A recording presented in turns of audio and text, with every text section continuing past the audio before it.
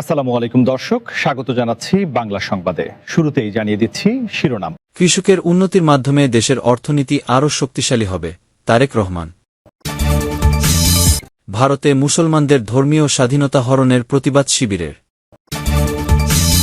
স্থানীয় ভোটের প্রস্তুতি একভাবে এনসিপির, জোটের সিদ্ধান্ত পরে। বিশ্ববিদ্যালয়ে দলীয় বিবেচনায় উপাচার্য নিয়োগের অভিযোগ জামায়াত শিবিরের। প্রতিশ্রুতি ছাড়া কমিটিতে থাকতে চায় না জামায়াত। বাজেট নিম্নমধ্যবিত্তকে যাতে চাপে না ফেলে। এনসিপির কাঠামোতে পরিবর্তন আসতে পারে। প্রধানমন্ত্রী তারেক রহমান বলেছেন, কৃষকের উন্নতির মাধ্যমেই দেশের অর্থনীতি আরও শক্তিশালী হবে। তিনি জানান, সেচ ব্যবস্থা উন্নয়নের লক্ষ্যে সারা দেশে 20,000 কিলোমিটার খাল পুনঃখননের উদ্যোগ নেওয়া হয়েছে। শনিবার দুপুরে চাঁদপুরের শাহরাস্তি উপজেলার ওয়ারুক বাজার এলাকায় খোর্দ খাল পুনঃখনন কার্যক্রমের উদ্বোধন শেষে আয়োজিত সমাবেশে প্রধান অতিথির বক্তব্যে তিনি এসব কথা বলেন। তারেক রহমান বলেন, খাল পুনঃখননের মাধ্যমে কৃষকরা উপকৃত হবেন। কৃষকরা স্বাবলম্বী হলে দেশের অর্থনীতিও ধীরে ধীরে আরও শক্তিশালী হবে। তিনি বলেন, বাংলাদেশের মাটি অত্যন্ত উর্বর। সময়মতো সেচ দিতে পারলে ভালো ফলন সম্ভব। খাদ্যে স্বয়ংসম্পূর্ণতা অর্জন ও উৎপাদন বাড়াতেই এই উদ্যোগ নেওয়া হয়েছে, যাতে খাদ্যের জন্য কাউকে কষ্ট করতে না হয়। ফ্যামিলি কার্ড কর্মসূচির বিষয়ে প্রধানমন্ত্রী বলেন, এটি নির্বাচনের আগে দেওয়া প্রতিশ্রুতির অংশ। এই কর্মসূচির মাধ্যমে নারীদের স্বাবলম্বী করার উদ্যোগ নেওয়া হয়েছে। তিনি বলেন, এই কার্ডের মাধ্যমে প্রতি মাসে একজন মা 2,500 টাকা পাবেন। সন্তানদের যত্ন ও স্বাস্থ্যসেবায় এই অর্থ ব্যয় করা যাবে।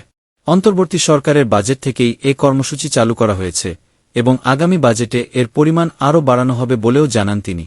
নারীর ক্ষমতায়নের প্রসঙ্গে তারেক রহমান বলেন, দেশের অর্ধেক জনগোষ্ঠী নারী। তাদের শিক্ষার উন্নয়ন ছাড়া দেশকে এগিয়ে নেওয়া সম্ভব নয়। তিনি জানান, বিএনপি সরকার স্নাতক পর্যন্ত নারীদের বিনামূল্যে শিক্ষার ব্যবস্থা করবে এবং মেধাবী শিক্ষার্থীদের জন্য উপবৃত্তির ব্যবস্থাও থাকবে। সমাবেশে বিএনপি সরকারের বিভিন্ন পরিকল্পনার কথা তুলে ধরে তিনি বলেন, ফ্যামিলি কার্ড, কৃষক কার্ড, খাল খনন, তরুণদের প্রশিক্ষণ ও কর্মসংস্থানের উদ্যোগ নেওয়া হবে। বিদেশে কর্মসংস্থানের সুযোগ বাড়ানোর পাশাপাশি দেশেও নতুন কর্মসংস্থান সৃষ্টি করা হবে। দেশ গঠনে সবাইকে একসঙ্গে কাজ করার আহ্বান জানিয়ে তিনি বলেন, বাংলাদেশের 20 কোটি মানুষের 40 কোটি হাত একসঙ্গে কাজ করলে দেশকে বিশ্বের বুকে মর্যাদাশীল রাষ্ট্র হিসেবে গড়ে তোলা সম্ভব। অনুষ্ঠানে সভাপতিত্ব করেন চাঁদপুর -5 আসনের সংসদ সদস্য প্রকৌশলী মুমিনুল হক। এ সময় উপস্থিত ছিলেন চাঁদপুর -1 আসনের সংসদ সদস্য ও শিক্ষামন্ত্রী আ.ন.ম এহসানুল হক মিলন, ত্রাণ ও দুর্যোগ ব্যবস্থাপনা মন্ত্রী আসাদুল হক দুলু, জেলা বিএনপির সাধারণ সম্পাদক অ্যাডভোকেট সলিমুল্লাহ সেলিম, শাহরাস্তি উপজেলা বিএনপির সভাপতি আয়েত আলী ভূঁইয়া সহ আরও অনেকে। ভারতে সংখ্যালঘু মুসলমানদের ওপর পদ্ধতিগত রাষ্ট্রীয় নিপীড়ন, নির্বাচনোত্তর পরিকল্পিত সহিংসতা এবং সম্প্রতি পশ্চিমবঙ্গে কঠোর বিধিনিষেধের অজুহাতে পরোক্ষভাবে গরু জবাই নিষিদ্ধ করার নিন্দা ও প্রতিবাদ জানিয়েছে ইসলামী ছাত্র শিবির। শুক্রবার বিবৃতিতে সংগঠনটির সভাপতি নুরুল ইসলাম এবং সেক্রেটারি জেনারেল সিবগাতুল্লাহ বলেছেন, গণতান্ত্রিক ও ধর্মনিরপেক্ষতার দাবিদার ভারতে দীর্ঘদিন ধরে মুসলমানদের ধর্মীয় অধিকার, খাদ্যাভ্যাস ও বেঁচে থাকার মৌলিক অধিকারের ওপর ধারাবাহিকভাবে আঘাত হানা হচ্ছে। সম্প্রতি পশ্চিমবঙ্গ বিধানসভা নির্বাচনের পর গঠিত নতুন সরকার গবাদি পশু জবাইয়ে তথাকথিত যে ফিটনেস সার্টিফিকেটের বাধ্যবাধকতা আরোপ করেছে, তা মূলত মুসলিম সম্প্রদায়কে ধর্মীয় ও অর্থনৈতিকভাবে চাপে ফেলার একটি বৈষম্যমূলক প্রশাসনিক পদক্ষেপ। বিশেষ করে পবিত্র ঈদুল আজহার আগে অবাস্তব বিধিনিষেধ মুসলিমদের ধর্মীয় অনুভূতিতে সরাসরি আঘাত। বিবৃতিতে বলা হয়েছে, পশ্চিমবঙ্গে বিধানসভা নির্বাচনের ফলাফল ঘোষণার পরপরই মুসলিম জনগোষ্ঠীর ওপর রাষ্ট্রীয় ও দলীয় পৃষ্ঠপোষকতায় ভয়াবহ জুলুম নির্যাতন শুরু হয়েছে। মানবাধিকার সংস্থা এপিসিআরের প্রতিবেদন অনুযায়ী কোচবিহার, উত্তর ও দক্ষিণ 24 পরগনা এবং কলকাতা সহ রাজ্যের বিভিন্ন জেলায় মুসলমানদের লক্ষ্য করে 34টিরও বেশি সুপরিকল্পিত সহিংসতার ঘটনা ঘটানো হয়েছে। অসংখ্য মুসলিম পরিবারের ঘরবাড়ি ও ব্যবসা প্রতিষ্ঠান ভাঙচুর এবং বেশ কয়েকটি পবিত্র মসজিদে বর্বরোচিত হামলা ও ধ্বংসযজ্ঞ চালানো হয়েছে। শিবির নেতারা বলেছেন, ভারতে উগ্রপন্থী শাসক গোষ্ঠী দীর্ঘদিন ধরে পদ্ধতিগতভাবে মুসলমানদের ওপর জুলুম নির্যাতন চালিয়ে আসছে, যা মানবাধিকারের চরম লঙ্ঘন। জাতিগত ও ধর্মীয় নিপীড়নের বিরুদ্ধে কার্যকর ও জোরালো পদক্ষেপ গ্রহণে জাতিসংঘ, ওআইসি সহ আন্তর্জাতিক মানবাধিকার সংস্থা ও বিশ্ববাসীকে আহ্বান জানিয়েছে শিবির। স্থানীয় সরকার নির্বাচনে একভাবে লড়াইয়ের প্রস্তুতি গ্রহণের সিদ্ধান্ত নিয়েছে এনসিপি। তবে জোট হবে কিনা, এ সিদ্ধান্ত নেওয়া হবে তফসিল ঘোষণার পর। একভাবে স্থানীয় নির্বাচনে অংশ নিতে প্রার্থী বাছাইয়ের সিদ্ধান্ত হলেও গণভোটের ফলাফল অনুযায়ী সংবিধান সংস্কারে জামায়াতে ইসলামীর নেতৃত্বাধীন জোটের কর্মসূচিতে সক্রিয় থাকবে এনসিপি। শুক্রবার রাজধানীর বাংলামোটর কার্যালয়ে এনসিপির কেন্দ্রীয় কমিটির সাধারণ সভায় এসব সিদ্ধান্ত হয়েছে। আগের দিন নির্বাহী কাউন্সিলের ইসি সভায় প্রস্তাব করা হয়েছিল, এনসিপির কেন্দ্রীয় কমিটি পুনর্গঠন এবং দায়িত্ব পুনর্বণ্টন হবে। বিলুপ্ত হবে মুখ্য সংগঠক, মুখ্য সমন্বয়ক, মুখপাত্র পদ বিলুপ্ত হবে। বিভাগীয় সম্পাদক সৃষ্টি করা হবে। সাধারণ সভায় এসব প্রস্তাব অনুমোদন করা হয়। এদিন বিকেল 4টায় শুরু হয়ে রাত 10টা পর্যন্ত সাধারণ সভা চলে। এনসিপির জ্যেষ্ঠ যুগ্ম আহ্বায়ক আরিফুল ইসলাম আদিব সমকালকে বলেছেন, আগামী বছরের জানুয়ারিতে দলের জাতীয় কাউন্সিল আয়োজনে আলোচনা হয়েছে। এর আগে জেলা, উপজেলা, ইউনিয়ন পরিষদ পর্যায়ে কমিটি গঠন করা হবে। বর্তমানে আহ্বায়ক কমিটি দিয়ে কার্যক্রম চলছে। জাতীয় কাউন্সিলের আগে জেলা, উপজেলা, ইউনিয়ন পর্যায়ের কমিটিগুলোতে সভাপতি, সাধারণ সম্পাদক নির্বাচন হবে। সংসদ নির্বাচনে জামায়াতের সঙ্গে জোট করে নির্বাচন করে এনসিপি। তবে তফসিল ঘোষণার পরও দলটির নেতাদের একাংশ বিএনপির সঙ্গে জোট চেয়েছিল। ভোটের পর জামায়াতের জোট নির্বাচনী ঐক্য থেকে রাজনৈতিক জোটে রূপান্তর হয়েছে। সংসদের ভেতরে ও বাইরে এই জোটে রয়েছে এনসিপি।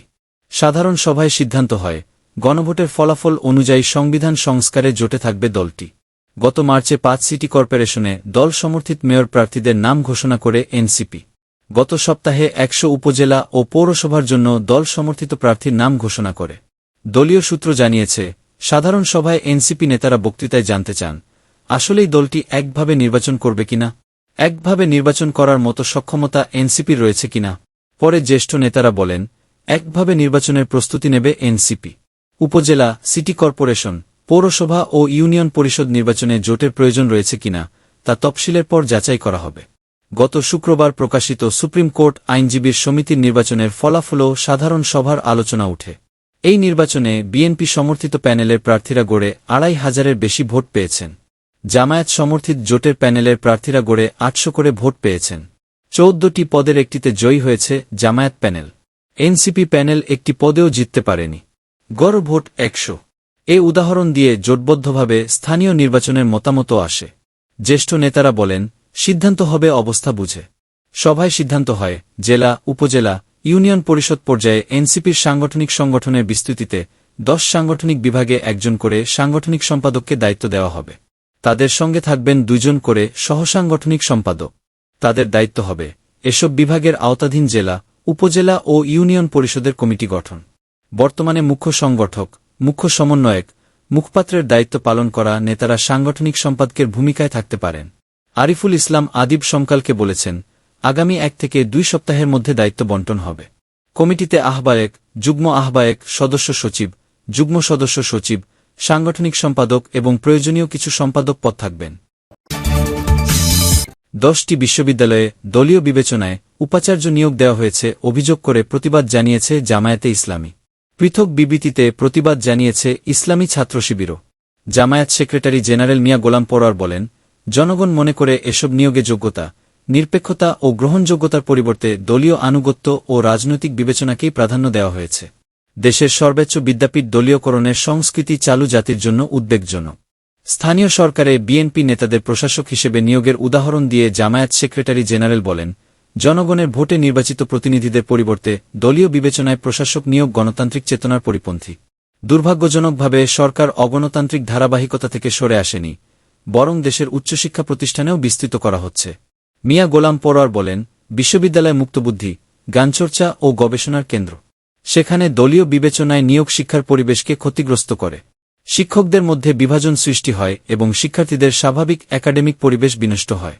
শিবিরের সভাপতি নুরুল ইসলাম ও সেক্রেটারি জেনারেল সিবগাতুল্লাহ বিবৃতিতে বলেছেন, নিরপেক্ষতা ও আইনি বাধ্যবাধকতাকে তোয়াক্কা না করে রাজনৈতিক আনুগত্য ও দলীয় পরিচয়কে প্রাধান্য বিশ্ববিদ্যালয়ে নিয়োগ দেওয়া হয়েছে। বিবৃতিতে বলা হয়েছে, জুলাই গণঅভ্যুত্থানের লক্ষ্য ছিল শিক্ষাখাতকে লেজুর ভিত্তিক রাজনীতির অভিশাপ থেকে মুক্ত করা। কিন্তু এই গণাকাঙ্ক্ষাকে সম্পূর্ণ বৃদ্ধাঙ্গুলি দেখানো হয়েছে। নিয়োগগুলো কোনো মেধাভিত্তিক সার্চ কমিটির মাধ্যমে হয়নি, বরং এটি সম্পূর্ণ রাজনৈতিক ও দলীয় তুষ্টির প্রতিফলন। নিয়োগপ্রাপ্তদের বড় অংশই ক্ষমতাসীন দলের শিক্ষক প্যানেল, সাদা দল এবং জাতীয়তাবাদী শিক্ষক ফোরামের পরিচিত মুখ বা সক্রিয় সংগঠক। অষ্টাদশ সংশোধনীর জন্য বিএনপি যে সংবিধান সংশোধন বিশেষ কমিটি গঠনের প্রস্তাব করেছে, তাতে সমাধান দেখছে না জামায়াতে ইসলামী। গণভোট অনুযায়ী সংস্কার হবে, এ প্রতিশ্রুতি ছাড়া কমিটিতে অংশ নিতে চায় না জামায়াত। একই অবস্থান এনসিপিরও। দল দুটির 11 দলীয় ঐক্যের ভাষ্য, গণভোট বাস্তবায়নের নিশ্চয়তা ছাড়া কমিটিতে অংশগ্রহণ হবে বিএনপির অবস্থানকে বৈধতা দেওয়া মাত্র। আবার সংখ্যালঘু 11 দলের কোনো দাবি পূরণ হবে না, যা জোটের এতদিনের রাজনৈতিক অবস্থানকে নষ্ট করবে। এর চেয়ে গণভোটের ফলাফল বাস্তবায়নের দাবিতে চলমান আন্দোলনকে অব্যাহত রাখা রাজনৈতিকভাবে লাভজনক হবে। তবে এখনই কমিটি বর্জনের ঘোষণা না দিয়ে শেষ পর্যন্ত অপেক্ষা করা হবে। গণভোটের ফলাফল অনুযায়ী জুলাই জাতীয় সন্ধ্যের আলোকে সংবিধান সংস্কারের দাবিতে কাল শনিবার থেকে 4র্থ দফার কর্মসূচি শুরু হবে।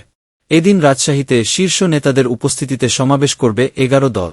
25 জুলাই পর্যন্ত পর্যায়ক্রমে সব বিভাগীয় শহরে সমাবেশ হবে। এরপর সমাবেশ হবে রাজধানীতে।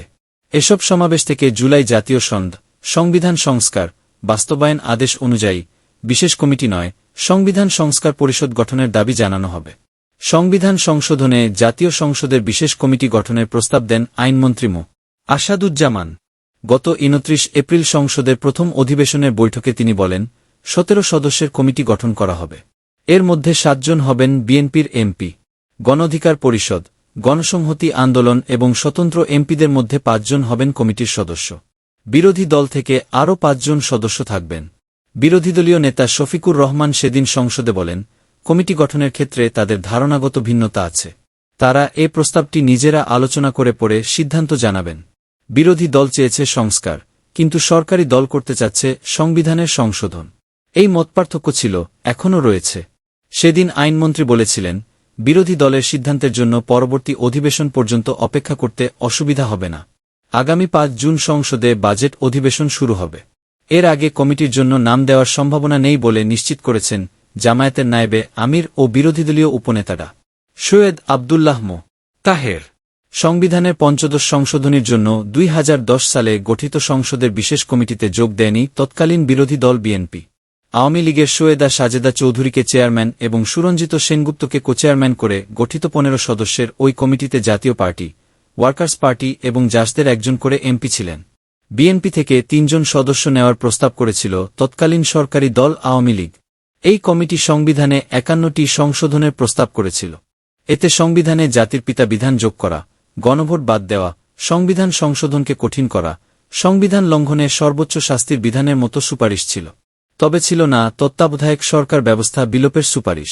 পরবর্তী সময়ে আদালতের রায়ে নজির দিয়ে তৎকালীন প্রধানমন্ত্রী শেখ হাসিনা তত্ত্বাবধায়ক সরকার বাতিলের পক্ষে অবস্থান নেন। সুশাসনের জন্য নাগরিকের সুজন তথ্যানুযায়ী এতে কমিটির 15 সদস্য আগেই অবস্থান বদলে ফেলেন। সর্বসম্মতিক্রমে সুপারিশ করেন তত্ত্বাবধায়ক সরকার বিলোপে। অতীতের নজিরে ভরসা পাচ্ছে না বিরোধীরা। অতীতের এই উদাহরণ দিয়ে জামায়াতের সহকারী সেক্রেটারি জেনারেল হামিদুর রহমান আয়াত সমকালকে বলেছেন, সংসদে বিএনপির 2/3 সংখ্যাগরিষ্ঠতা রয়েছে। তারা সংখ্যাগরিষ্ঠতার জোরে যা ইচ্ছা যে করতে পারে, তা তো অন্তর্বর্তী সরকারের সময়ের অধ্যাদেশগুলোকে আইনের রূপান্তরের ক্ষেত্রেই দেখা গেছে। বিরোধী দলের কোনো নোট অব ডিসেন্টকে আমলে নেওয়া হয়নি।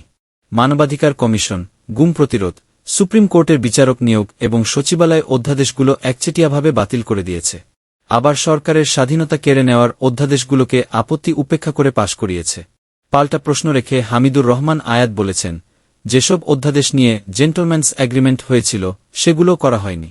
তাহলে বিরোধী দল কোনো ভরসায় সংবিধান সংশোধন কমিটিতে অংশ নিয়ে সরকারি দলের মর্জি অনুযায়ী করা কাজগুলোকে বৈধতা দেবে? সংবিধান সংস্কারের গঠিত এনসিপির কমিটির প্রধান সারোয়ার তুষার সমকালকে বলেন, সংবিধান সংশোধন নয়, সংস্কার হবে। সংস্কারের যে কোনো উদ্যোগের সঙ্গে এনসিপি থাকবে। গণভোট বিরোধী কোনো কিছুর সঙ্গে এনসিপি থাকবে না। বাংলাদেশ খেলাফত মজলিসের যুগ্ম মহাসচিব আতাউল্লাহ আমিন সমকালকে বলেন, কমিটিতে অংশগ্রহণ করা বা না করার বিষয়ে জোটে এখনও আলোচনা সিদ্ধান্ত হয়নি। তবে 11 দলের অন্য শরিকদের মতো বাংলাদেশের খেলাফতের অবস্থান হল, গণভোটে জনগণ যেভাবে সংবিধান সংস্কারের পক্ষে ভোট দিয়েছে সেভাবে সংবিধান সংস্কার করতে হবে। গণভোটে জোর জামায়াত জোটের। রাজনৈতিক দলগুলোর সঙ্গে আলোচনার মাধ্যমে জুলাই জাতীয় সনদ তৈরি করেছিল জাতীয় ঐকমত্য কমিশন। সনদের 48টি প্রস্তাব সংবিধান সম্পর্কিত। তত্ত্বাবধায়ক সরকারের গঠন পদ্ধতি, ভোটের অনুপাতে সংসদের উচ্চকক্ষ গঠন ও সংবিধান সংশোধনে অনুমোদন, সাংবিধানিক কমিটির মাধ্যমে সরকারি কর্ম কমিশন, দুর্নীতি দমন কমিশন, ন্যায়পাল এবং মহাহিসাব নিরীক্ষক ও নিয়ন্ত্রক নিয়োগের প্রস্তাবে বিএনপির নোট অব ডিসেন্ট ভিন্নমত রয়েছে। দলটি নিজেদের ভিন্নমত অনুসারে সংবিধান সংশোধনের পক্ষে। অন্যদিকে জামায়াত, এনসিপি সহ জোটের শরিকরা জুলাই সন্ধ্যের সংবিধান সম্পর্কিত প্রস্তাবগুলো হুবহু বাস্তবায়নের পক্ষে। অন্তর্বর্তী সরকার গত 13 নভেম্বর জুলাই জাতীয় সংবিধান সংস্কার বাস্তবায়ন আদেশ জারি করে। এ আদেশের ওপর গণভোট হয়। গণভোটে জনগণের কাছে আদেশ এবং সংবিধান সংক্রান্ত 48টি প্রস্তাবের বিষয়ে সম্মতি নেওয়া হয়। এতে 68.6% ভোটার হ্যাঁ ভোট দেন। জুলাই আদেশে বলা হয়েছিল, হ্যাঁ ভোট জয়ী হলে নির্বাচিত এমপিদের নিয়ে সংবিধান সংস্কার পরিষদ গঠিত হবে। এই পরিষদ 180 কার্যদিবসের মধ্যে সংস্কার করবে। তত্ত্বাবধায়ক সরকারের গঠন পদ্ধতি, ভোটের অনুপাতে সংসদের উচ্চকক্ষ গঠন ও সংবিধান সংশোধনে অনুমোদন, সাংবিধানিক কমিটির মাধ্যমে সরকারি কর্মকমিশন, দুর্নীতি দমন কমিশন, ন্যায়পাল এবং মহাহিসাব নিরীক্ষক ও নিয়ন্ত্রক নিয়োগের প্রস্তাব জুলাই সন্ধ্যে বর্ণিত প্রক্রিয়ার আলোকে বাস্তবায়ন করতে হবে। এই 8টি বিষয়ে কোনো দলের নোট অব ডিসেন্ট প্রযোজ্য হবে না। যে 30টি সংস্কার প্রস্তাবে সব দলের ঐকমত্য রয়েছে সেগুলো বাস্তবায়ন করতে হবে। বাকি যে 10 সংস্কার প্রস্তাবে নোট অব ডিসেন্ট রয়েছে তাই সংখ্যাগরিষ্ঠ দল চাইলে বিবেচনা করতে পারবে। কিন্তু বিএনপি ও তাদের জোট থেকে নির্বাচিত সংসদ সদস্যরা সংবিধান সংস্কার পরিষদের সদস্য হিসেবে শপথ না নেওয়ায় সংবিধান সংস্কার পরিষদ গঠিত হয়নি। বিরোধী দলের সদস্যরা এ শপথ নিয়েছিলেন। বিএনপি জুলাই আদেশকে অন্তর্বর্তী সরকারের অন্তহীন প্রতারণার দলিল বলে আখ্যা দিয়েছে।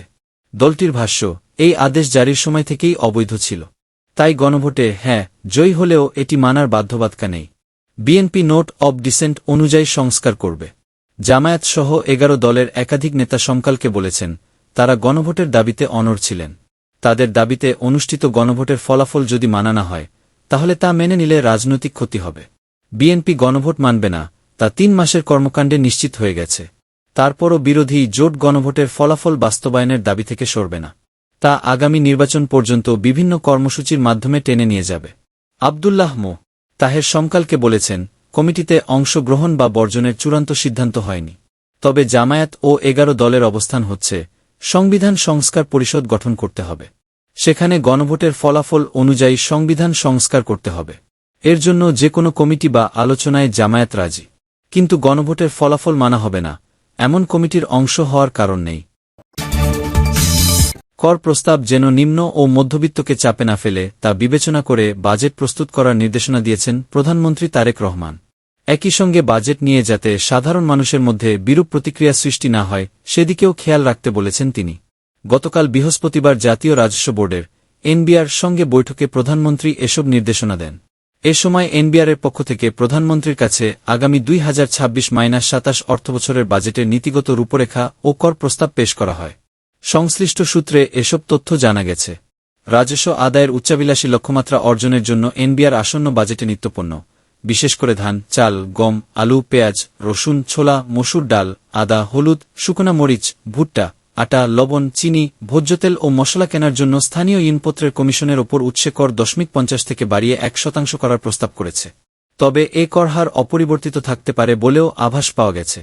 একইভাবে বাদাম, খেজুর, কম্পিউটার ও কম্পিউটারের যন্ত্রাংশ এবং সব ধরনের ফল কেনার ক্ষেত্রেও একই হার অর্থাৎ 0.50% থেকে বাড়িয়ে 1% নির্ধারণ করতে চায় এনবিআর।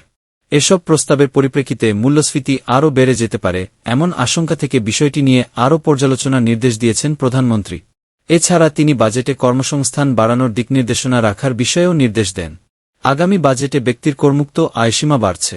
সূত্র জানায়, এক্ষেত্রে করমুক্ত আয়সীমা 3,50,000 থেকে বাড়িয়ে 4 লাখ টাকা করার অনুমোদন দিয়েছেন প্রধানমন্ত্রী। অন্তর্বর্তী সরকার আগামী অর্থবছরে করমুক্ত আয়সীমা 3,75,000 টাকা করার সিদ্ধান্ত দিয়েছিল। নিম্ন ও মধ্যবিত্ত শ্রেণীর মানুষ বাহন হিসেবে ব্যাটারিচালিত অটোরিকশা ও মোটরসাইকেল ব্যবহার করে। এসব বাহন ব্যবহারে আয়কর দিতে হয় না। আগামী বাজেটে মোটরসাইকেল ও ব্যাটারিচালিত অটোরিকশা থেকেও কর আদায়ের পরিকল্পনা করছে এনবিআর। জানা গেছে, 110 সিসি পর্যন্ত মোটরসাইকেল করমুক্ত। 111-125 সিসি হলে অগ্রিম আয়কর 2,000, 126-165 সিসি পর্যন্ত 5,000 ও 165 সিসির বেশি হলে প্রতি বছর 10,000 টাকা আদায়ের প্রাথমিক সিদ্ধান্ত হয়েছে। তবে প্রধানমন্ত্রী মনে করেন, মোটরসাইকেলের এই করহার অনেক বেশি। তাই তিনি 111-125 সিসিতে 1,000, 126-165 সিসি পর্যন্ত 3,000 টাকা এবং 165 সিসির বেশি হলে প্রতি বছর 5,000 টাকা কর নির্ধারণের নির্দেশনা দিয়েছেন। দেশের আনাচে কানাচে থাকা ব্যাটারিচালিত অটোরিকশাও করের আওতায় আনতে চায় সরকার। জানা গেছে, সিটি কর্পোরেশন এলাকার মধ্যে হলে 5,000, পৌরসভা হলে ২,০০০ ও ইউনিয়নের ক্ষেত্রে প্রতি বছর ১,০০০ টাকা কর দিতে হবে, এমন সিদ্ধান্ত জানিয়েছে এনবিআর। এক্ষেত্রে সরাসরি কোনো করহার নির্ধারণ করে না দিলেও এই হার কমিয়ে আনতে বলেছেন প্রধানমন্ত্রী Tarique Rahman. Mobile phone, AC, fridge, LED energy saving light, CC camera, ব্যাংকের বুথের জন্য এটিএম মেশিন এসব এখন বিলাসবহুল পণ্য নয়। রাজস্ব আদায় বাড়াতে এসব পণ্যের কাঁচামাল আমদানিতে শুল্ক কর আগের তুলনায় বাড়বে। এসব পণ্য উৎপাদনের কাঁচামাল আমদানির ক্ষেত্রে রেয়াতি সুবিধা তুলে দিতে চায় সরকার। এর ফলে ঘরে ব্যবহারের উপকরণ ও নিরাপত্তা নিশ্চিত করার জন্য ক্রেতাকে বাড়তি খরচ করতে হবে। প্রধানমন্ত্রী রাজস্ব বোর্ডের এই প্রস্তাবটির আরও পর্যালোচনা করার নির্দেশনা দেন। বৈধ পথে স্বর্ণ আমদানি নিশ্চিত করতে ও সরকারের রাজস্ব আয় বাড়াতে প্রতি ভরিতে ৫,০০০ টাকা ভ্যাট আরোপের সুপারিশ করেছে এনবিআর। তবে যেকোনো ধরনের অনুষ্ঠানে স্বর্ণ ব্যবহারের রেওয়াজ থাকায় প্রধানমন্ত্রী ভ্যাটের হার আরও কমিয়ে আনার পরামর্শ দিয়েছেন। বর্তমানে স্বর্ণ কেনার ক্ষেত্রে ৫% ভ্যাট নির্ধারিত রয়েছে। আগামী বাজেটে সিগারেটের দাম বাড়ানোর প্রস্তাব দিয়েছে রাজস্ব বোর্ড। এতে সায় দিয়েছেন প্রধানমন্ত্রী। ফলে সিগারেটের দাম বাড়তে পারে। এছাড়া হার্টের রিং, ডায়ালাইসিসের টিউবের পাশাপাশি ঝুট ব্যবসায়ীদের ভ্যাট অব্যাহতির প্রস্তাবেও সায় দেন তিনি। তবে কোনো পরিবর্তন আসছে না কর্পোরেট কর হারে। ধনীদের আগের চেয়ে বেশি কর দিতে হবে। বর্তমানে একজন করদাতার নিট পরিসম্পদের মূল্যমান ৪ কোটি টাকা পর্যন্ত সারচার্জ শূন্য। ৪ কোটি টাকার বেশি হলে ১০% এবং ৫০ কোটি টাকা অতিক্রম করলে সারচার্জের পরিমাণ ৩৫%। এছাড়া একাধিক গাড়ি থাকলে সিসিভেদে ২৫,০০০ থেকে ৩.৫ লাখ টাকা পরিবেশ সারচার্জ দিতে হয়। আগামী বাজেটে বাজার মূল্যের ওপর ভিত্তি করে ৪ কোটি টাকার বেশি তবে ১০ কোটির কম সম্পদ থাকলে তাকে সম্পদ মূল্যের ০.৫০% সম্পদ কর দিতে হবে। ১০ কোটির বেশি তবে ২০ কোটির কম হলে ১%, ২০ কোটির বেশি কিন্তু ৫০ কোটির কম হলে ১.৫০% ও ৫০ কোটির বেশি হলে ২% সম্পদ কর নির্ধারণের পরিকল্পনা করছে এনবিআর। এই সম্পদ কর কোনোভাবেই করদাতার প্রদেয় করের চেয়ে বেশি হবে না। রপ্তানি বাড়াতে বহু বছর ধরেই প্রণোদনা দিয়ে আসছে সরকার। বিশেষ করে তৈরি পোশাক, চামড়া, পাট, কৃষিপণ্য ও তথ্য প্রযুক্তি খাতে প্রণোদনার বিপরীতে ১০% উৎসকর কেটে নেওয়া হয়। আগামী বাজেটে এটি দ্বিগুণ করার পরিকল্পনা করছে সরকার। ব্যাংকে জমা টাকার ওপর আবগারি শুল্কের স্তর ও হারে ইতিবাচক পরিবর্তন আসছে। তবে এতে সুবিধা পাবেন নিম্নবিত্ত ও মধ্যবিত্ত শ্রেণীর মানুষ। আগে ৩ লাখ টাকার বেশি রাখলে আবগারি শুল্ক কেটে নেওয়া হতো। এটি বাড়িয়ে ৫ লাখ টাকা করা হয়েছে। ৫ লাখ টাকার বেশি রাখলে ৫০০ টাকা আবগারি শুল্ক দিতে হবে। এছাড়া দামি বৈদ্যুতিক প্রাইভেট কার ছাড়া সব ধরনের বৈদ্যুতিক প্রাইভেট গাড়ির কর কমানোর সিদ্ধান্ত হয়েছে বলে জানা গেছে। এ বিষয়ে এনবিআরের এক কর্মকর্তা বলেন, এবার ঢালাওভাবে কর ছাড় দেওয়া হবে না। তবে ব্যবসা বিনিয়োগ বাড়ানোর জন্য কিছু ক্ষেত্রে কর ছাড় দেওয়া হবে। সেক্ষেত্রে সংশ্লিষ্ট ব্যবসা খাত অর্থনীতি ও কর্মসংস্থান বাড়াতে কী ভূমিকা রাখছে তা বিবেচনায় নেওয়া হবে। রাজধানী ঢাকার যানজট নিরসন ও ট্রাফিক ব্যবস্থাপনার আধুনিকায়ন নিয়ে প্রধানমন্ত্রী তারেক রহমানের সভাপতিত্বে সভা অনুষ্ঠিত হয়েছে। গতকাল বৃহস্পতিবার সন্ধ্যায় বাংলাদেশ সচিবালয়ের মন্ত্রিপরিষদ বিভাগের জনপ্রশাসন সভাকক্ষে এ সভা অনুষ্ঠিত হয়। প্রধানমন্ত্রীর ডেপুটি প্রেস সেক্রেটারি মো. সুজাউদ্দৌলা সুজন মাহমুদ এ কথা জানান। সভায় সড়ক পরিবহন ও সেতু, রেলপথ এবং নৌপরিবহন মন্ত্রী শেখ রবিউল আলম, রেলপথ প্রতিমন্ত্রী হাবিবুর রশিদ, ঢাকা দক্ষিণ সিটি কর্পোরেশনের প্রশাসক আব্দুস সালাম, ঢাকা উত্তর সিটি কর্পোরেশনের প্রশাসক শফিকুল ইসলাম খান মিল্টন ও সংসদ সদস্য শামছুর রহমান শিমুল বিশ্বাস উপস্থিত ছিলেন। প্রধানমন্ত্রী তারেক রহমানের সভাপতিত্বে ঢাকার যানজট নিরসন ও ট্রাফিক ব্যবস্থাপনা নিয়ে এটি দ্বিতীয় সভা। এনসিপি সাংগঠনিক কাঠামোতে পরিবর্তন আসতে পারে। বিলুপ্ত হতে পারে মুখ্য সংগঠক, মুখ্য সমন্বয়ক, মুখপাত্র পদ। জেলা, উপজেলা, ইউনিয়ন পরিষদ পর্যায়ে দলের সংগঠনের বিস্তৃতিতে প্রত্যেক সাংগঠনিক বিভাগে একজন করে সাংগঠনিক সম্পাদককে দায়িত্ব দেওয়া হবে। তাদের সঙ্গে থাকবেন ২ জন করে সহসাংগঠনিক সম্পাদক। বৃহস্পতিবার রাতে রাজধানীর বাংলা মোটরে এনসিপির কার্যালয়ে দলটির নির্বাহী কাউন্সিল, ইসি, কমিটির সভায় এসব প্রস্তাব এসেছে। দলের সর্বোচ্চ নীতিনির্ধারণী ফোরাম রাজনৈতিক কাউন্সিলে, পিপি, আরও কয়েকজনকে অন্তর্ভুক্ত করার প্রস্তাব এসেছে বলে এনসিপির আহ্বায়ক নাহিদ ইসলামের সভাপতিত্বে অনুষ্ঠিত সভা সূত্র জানিয়েছে সমকালকে। আজ শুক্রবার এনসিপির কেন্দ্রীয় কমিটির সাধারণ সভা অনুষ্ঠিত হতে হবে। এ সভায় প্রস্তাবগুলো অনুমোদিত হতে পারে। প্রস্তাব করা হয়েছে দেশের ৬৪ জেলাকে সাংগঠনিক বিভাগে বিভক্ত করা হবে। এই সংখ্যা দেশের প্রশাসনিক বিভাগের চেয়ে সংখ্যা বেশি হতে পারে। যেমন বৃহত্তর ফরিদপুর, বৃহত্তর কুমিল্লা, বৃহত্তর বগুড়ার মতো অঞ্চলগুলোকে পৃথক বিভাগ হিসেবে গণ্য করা হবে। দলের একজন করে জ্যেষ্ঠ নেতাকে প্রত্যেক বিভাগের দায়িত্ব দেওয়া হবে বলে প্রস্তাব এসেছে। তারা এসব বিভাগের আওতাধীন জেলা, উপজেলা ও ইউনিয়ন পরিষদের কমিটি গঠন ও পুনর্গঠন করবেন। বর্তমানে সংগঠক, সমন্বয়ক, মুখপাত্রের দায়িত্ব পালন করা নেতারা সাংগঠনিক সম্পাদকের ভূমিকায় থাকবেন। সূত্র জানায়, ইসি ১৬০ সদস্যের অর্ধেকের বেশি সদস্য এতে উপস্থিত ছিলেন। বর্তমান কমিটির আহ্বায়ক, যুগ্ম আহ্বায়ক, সদস্য সচিব, যুগ্ম সদস্য সচিব, সদস্যরা বহাল থাকবেন। এই কমিটি পরবর্তী জাতীয় সম্মেলন পর্যন্ত দায়িত্ব পালন করবে। প্রিয় দর্শক, এই ছিল আজকের প্রতিবেদন। যদি ভিডিওটি ভালো লেগে থাকে তাহলে অবশ্যই চ্যানেলটি সাবস্ক্রাইব করে লাইক, শেয়ার দিন। আর অবশ্যই আপনার মূল্যবান মন্তব্য আমাদের কমেন্ট সেকশনে জানিয়ে যেতে ভুলবেন না।